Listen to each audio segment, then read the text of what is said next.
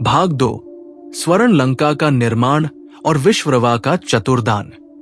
नमस्कार मित्रों, स्पिरिचुअल हनुमान में आपका स्वागत है।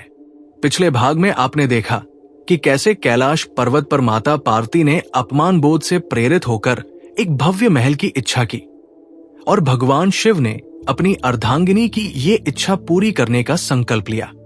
आज के भाग में हम देखेंगे उस स्वर्णिम स्वप्न का साकार रूप, स्वर्ण लंका का जन्म और एक चतुर ब्रह्मर्षि के दान से उसका अधिकार बदल जाना। स्वर्ण लंका का निर्माण। भगवान शिव ने अपने आदेश से देवशिल्पी विश्वकर्मा और धन के देवता कुबेर को बुलाया। उन्होंने कहा, विश्वकर्मा, मुझे ऐसा राजमहल चाहिए जो तीनों लोकों में अनुपम हो। न ये पृथ्वी पर हो न जल में। एक ऐसा स्थान खोजो जो दिव्य और सुरक्षित हो। विश्वकर्मा जी ने समुद्र के मध्य स्थित त्रिकुट पर्वत का चयन किया, जहां 3 शिखर जल से घिरे हुए थे। सौंदर्य और सुरक्षा दोनों के लिए उत्तम। वहीं विश्वकर्मा और कुबेर ने मिलकर एक ऐसी नगरी का निर्माण किया जो पूर्णत स्वर्ण से बनी थी। महल के द्वारों पर हीरे जवाहर चमकते, शिखर बादलों को छूते और बाग बगीचे व फव्वारे उसकी शोभा को अनेक गुना बढ़ा देते। देवता भी इस नगरी को देखकर मोहित हो गए। इस नगरी का नाम रखा गया लंका। माता पार्वती ने जब अपने नयनों से इस स्वर्ण लंका को देखा तो उनका हृदय आनंद से भर उठा। उन्होंने गृह प्रवेश का एक भव्य समारोह रखने का निश्चय किया। विश्वरवा का आगमन। इस गृह प्रवेश के लिए एक विशिष्ट विद्वान की आवश्यकता थी।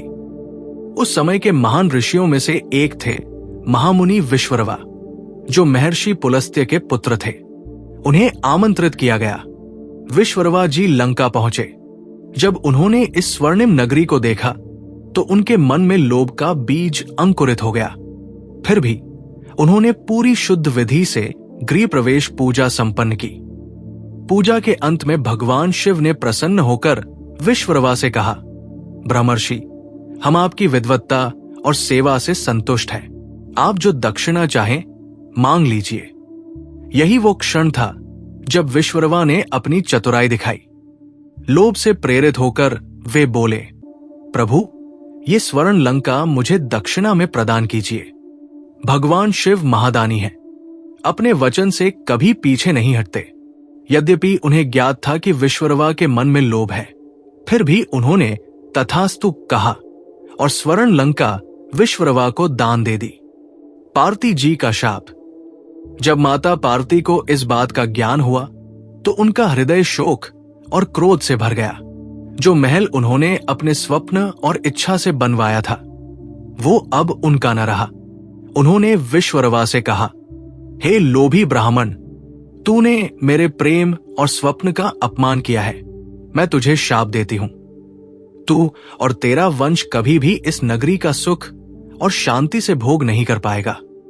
एक दिन महादेव का एक अंशावतार इस नगरी को अग्नि से भस्म कर देगा और तेरे वंश का विनाश आरंभ हो जाएगा। ये शाप भविष्य में सत्य हुआ।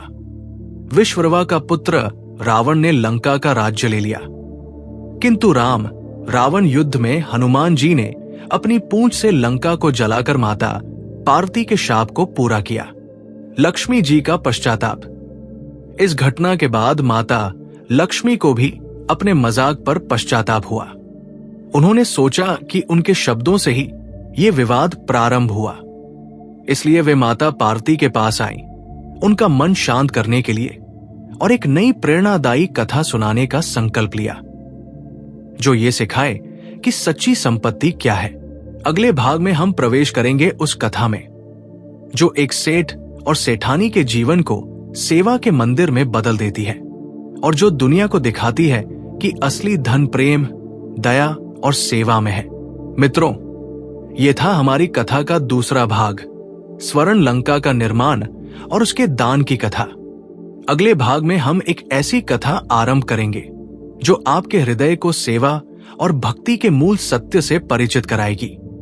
यदि आप महादेव के भक्त हैं तो टिप्पणी में लिखिए, हर हर महादेव।